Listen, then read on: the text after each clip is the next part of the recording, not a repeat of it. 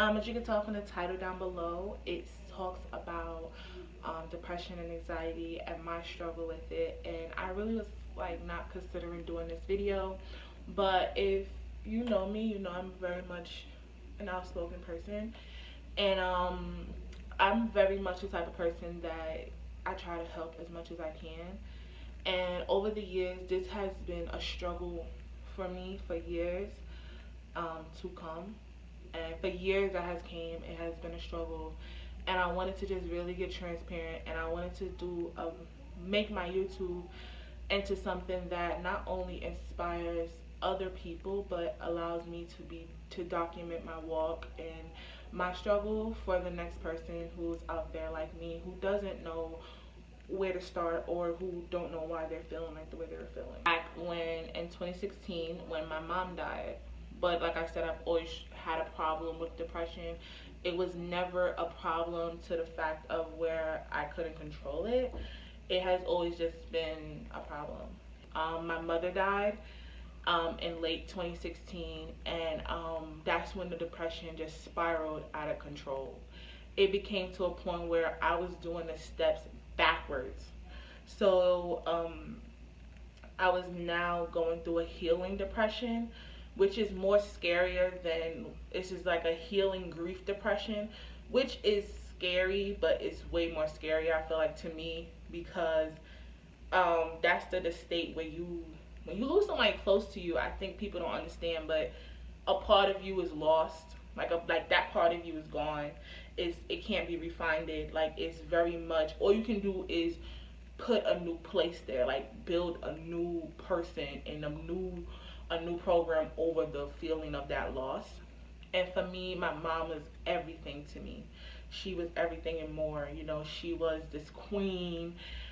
She was the fighter of my family. She kept my family together, everybody. And to have the woman, like, I feel getting calm. My shoulder just went down. But to have a woman who birthed you be taken from you, and you watch her, I'm not going to get into the state of my mom, but when you watch that, it kind of like watch the progress of your parent just get sicker and sicker over time, and they were never sick. And it's like when you watch them get sick and sick and sick over time, it kind of does something to your mind. It kind of numbs you, and that's the depression that is scary. When my mom died in 2016 on November 4th, I went through the opposite of healing. I went I went to grieving. I went to over her loss of her life instead of grieving it. I just said it was okay. I went back to work a day after my mom's funeral. Yes, we buried my mom right before Thanksgiving, and I went back to work right before Thanksgiving. Right after Thanksgiving, I went back to work. So that Black Friday, I was at work. Yeah. So I went to work, but I knew I wasn't myself because different scenarios started popping up and different scenarios started happening. So later on in 2016, year goes out, 2017 comes in like a rolling stone, and I started self-medicating, which was, I turned my depression into a sense of doing things like most people say, oh, you're living your life as a young adult or as a teenager. I was 19 when my mom died. So to some people, you're living your life as a teenager. To me, that's not me. I'm living my life fast. It was partying, drinking, out every night. If I had to go to work, trust me, I was out at 5 o'clock in the morning, going home, taking a shower, and getting back to work by 7. Yes, that was me. I laugh at it now, but in that time span, it was fun.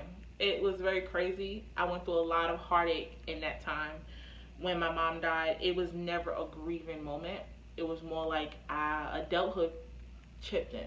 It was more like I tried to escape the people around me. It became to a point where I tried to like really like past self-medicating. It was to the point where it was like, okay, what the hell is going on? Like, this is like a every year thing. It became to the point where the only time I felt released from anything was when I was partying. And I'm not a partier. I love music. So when I was partying, don't think I was doing drugs. No. I was just partying. I was the type of people, I drunk once in a while, but I don't like to drink. It's not cool to me. It's not, it just tastes nasty. Liquor is not, it just tastes nasty to me. Um, I don't do any drugs. It was just to the point where I needed to fill a void of my mom. So I was filling it with toxic energy, toxic people, being toxic. And when you don't grieve and when you don't heal properly in life, you cause toxicity. In the process of all that, I went through a breakup and was, you know, when you go through a breakup, you go through this whole part of I'm trying to find myself and I don't care what you say, I'm not looking for no man, all that. And it became to a part where my weight has became a big part of my life. It was to the point where, like I said, when all you're doing is partying and drinking and hanging out all night and you're never home and you're never talking to your loved ones about the things you're feeling, you kind of turn to something. And for me, when the partying would stop, when and I didn't want to hang out with my friends sometime, or when they couldn't hang out, it turned to self-medicating, which is food. And for me, food has always been a comfort zone because, like most people, it's comfort. You feel good when you eat food, but I was the type of person, I still don't eat certain stuff. I was the type of person that I can go all day without eating. And it became to the point where I built an eating disorder. And I know people are like, but you're plus size. How can you have an eating disorder? You can have an eating disorder at any size, to let you know. Um, but I suffered an eating disorder. So it became to the point where I was eating once a day or not at all. And when I did eat, it was, of course, bad things, like most. It was horrible stuff. Stuff you don't want in your body, you're eating. And I was doing it. And it became to the part where I kind of lost myself, the breaking point. Um, 2020. And like for most people, 2020 was the year of reflection, but 2020 was the year of silence for me. It was a time when my best friend at the time moved away. I was alone. I had to be in the house. Um, and even though I liked being home, it just felt weird with somebody ordering you to stay home. It felt like I was on punishment. And it still feels like that to this day. But it feels better. But at that time, I was going through the grieving. And I was still grieving. 4 years now. And I've never cried over my mom's death. I have never, broken down or anything. It was my 23rd birthday. The year was adding up. As you know, everything happened. George Floyd, injustice in the system. It was just a lot. And as a black woman, I was self-destructing myself slowly. It became to the point where now I couldn't go outside if I wanted to, and if I did, I was suffocating myself because I had to wear a mask. And then it became to the part of scaredness. So on top of depression, anxiety. Oh yeah, and I didn't mention, but through my depression, I was in and out the hospital. I ended up gaining seizures. But yeah, we're gonna cut that part out. Yeah, during the time, we're not going to talk about how it was just scary in 2020. It was really scary. It was July 4th when I had my breaking point. July 4th, I don't know what happened. I was talking to my friends at the time, and the reason I say at the time because we're no longer friends. But I was talking to my friends at the time, and I self-destructed. I got so drunk. It was July 4th, where I don't remember anything. I don't even remember what my friends told me. Like, I was yelling at them on the phone, talking about, like, why my mom leave me? Like, why she leave me here? Telling them, like, it's not right. Like, I feel like she disappointed me. I disappointed her. And, you know, I'm 23, I don't have anything. And it was, social media was playing a big part in that, because social media would have you thinking that you had to have a business plan, a business outlook, a house bill, $2,000 coming in your account every month, tax free. Like, it just made you feel like you were not doing enough. And my weight was gaining. It was just a lot. And I'm gonna insert a picture of when I was at my happiest, and everybody thought, I was at my lowest, and everybody thought I was at my happiest. It became to a part where my anxiety started playing a big role. And when my friends explained to me that, you know, my friends at the time explained to me that what I have done and what I was saying to them on the phone, it made me do the call. Like, make the call to my therapist and get a therapy and put myself in therapy. It made me want to reflect, because I knew that I'm a strong person, and I knew that if I turned to that for any type of fulfillment or any type of just avoidance, I wanted to get it under control, because that means that whatever I was going through, whatever I was trying not to face, I needed to face, and I was scared to face it sober. And yeah, I thought, okay, I'll be healed in like 6 months. Hell no. Going to therapy, it brought up so many doors that I've closed myself. Fairness and tempered, and just the fact of everything. It brought up all that, all the emotion, my mom, the way my mom raised us. It gave me clarity, but it also made me start the healing process of becoming the person I want to become, that I've taken, that is going to help you, that may help you guys. First things first is identifying the problem. Like, realizing that you need help is a big part. And in the Black community, as much as we talk about therapy, we still don't really take care of our mental health. We really don't. And therapy is something that is just not an overnight fix. It's just not the therapist who has to do the work. You have to do it. So I want, because I heard from my cousin Imani one time, it was, we take care of this. We take care of this. We make sure, like I said, our hair is done. We take care, we go to the doctor. But what about this? What about our mental? We never take care of this. And this is the most important thing we need to take care of. Because if this ain't working, nothing else is going to work. I'm sorry, but it's true. Nothing else is going to work. And no matter what you're doing, it's not going to work. It's not going to work. No matter how many men you cover up with it, and no matter how many times you cope with it, it's not going to work. All you're going to do is build up a barrier that is going to continue to build up emotion, continue to build up emotion to the point where you break down and you explode. And that's where I was at. I was at the exploding point, but not really there, but there. About the steps I've taken. So the steps I've taken to becoming a better person and really becoming spiritually aligned is identifying the problem, which was myself, and realizing that I was toxic. And because I was toxic, I was pouring out toxic energy to my family, my friends.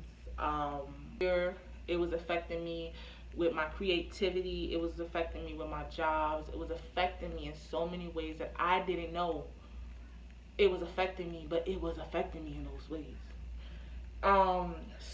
So identifying how to get it addressed. Two is basically seeking help.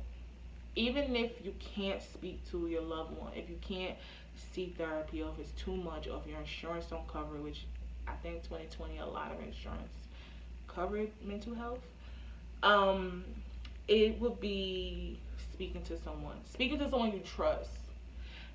Trust is a very big thing with a depressed person, because a person who suffers from depression, anxiety, PTSD, and other mental health things, they have to have trust in you.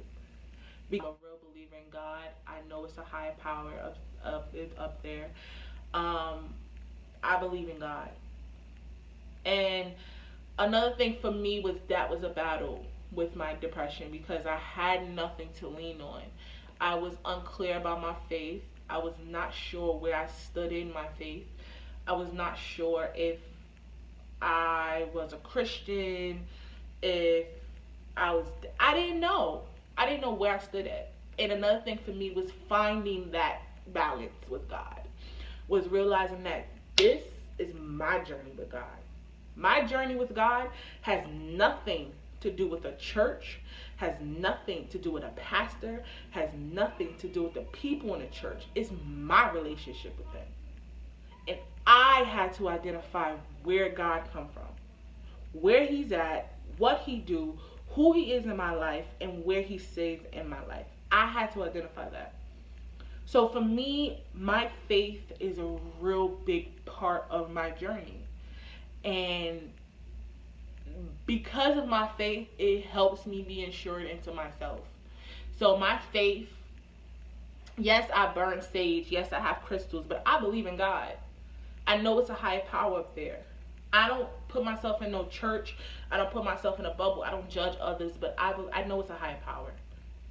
But I want you guys to understand that faith is, whatever you believe in, your higher power, go to that. Build a relationship with that along with your therapist. That is another relationship that can never be broken, because this is a person who don't see you, who sees the true you, who know who you are. This is that person. And this is going to help along your journey, is having faith in something.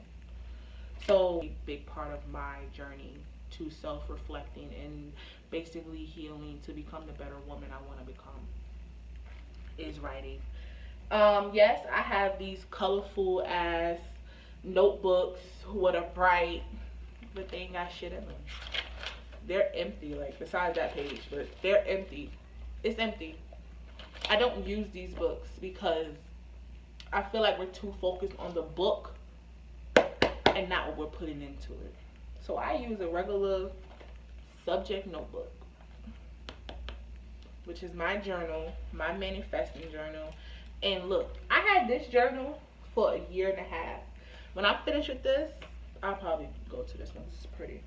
But if you look at my book, every page, almost every page is full, is filled with journaling, with ideas for my future, with manifestation quotes, with things I want to accomplish. So having a journal and having a book where you are able to express those thoughts, see what's working, see what you want, hear it, speak it, is perfect. Because along with your therapist, along with your higher power, and along with journaling and manifesting, is what's going to bring you the better man or woman you want to be in life. And I love. So music plays a big part in my journey to becoming to healing. I seek a lot of my energy from music. So finding out, cutting off time. And I know a lot of y'all gonna say that's meditating. Yes, meditating does require you to have silence. And I just started meditating with silence. It's still weird. But meditating can happen with music. So for me, having my meditation and meditating with music, dancing, identifying things that take me out of my comfort zone, but at the same time exposes my creativity, is what really helps me become the better woman that I want to become in life. It is self-insurance. I feel like a lot of us, we look at ourselves and we don't really see the person we want to see.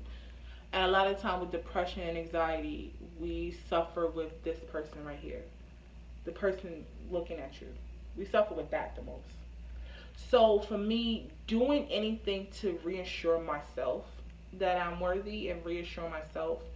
So for me, that means twice a week or once a week taking a 2-week break from social media. Really having my crystals. I have a lot more, but having my crystals and having my sage, my stuff, really helps me feel more in tune with myself. So when I do get there to that anxiety part, I make sure I find something that keeps me calm, that brings me back to zero, that brings me back to a balanced state. This video with a nice little, I love y'all. Continue to be blessed, y'all. Continue to shine. From your favorite dark milk chocolate.